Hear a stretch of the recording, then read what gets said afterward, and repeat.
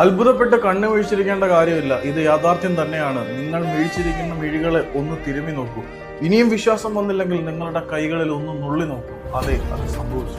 International ബ്രേക്കിന് തൊട്ടു മുമ്പ് ബ്ലാസ്റ്റേഴ്സ് തകർച്ചയുടെ പടുകുഴിയിലേക്ക് കാണ്ടുകൊണ്ടിരിക്കുകയായിരുന്നു. പക്ഷേ ഇന്റർനാഷണൽ ബ്രേക്കിന് ശേഷമുള്ള ആദ്യ മത്സരത്തിൽ സ്വന്തം മടയിലേക്ക് ചെന്നൈയിലെ മറീന മജാൻസിനെ ഇന്ന് വിളിച്ചുകൊണ്ട് വന്ന് കൊച്ചിയുടെ നടുത്തളത്തിൽ കുഴിവെട്ടി അവരെ ദഹിപ്പിക്കുവാൻ ബ്ലാസ്റ്റേഴ്സിന്റെ കൊമ്പന്മാർക്ക് കഴിഞ്ഞു.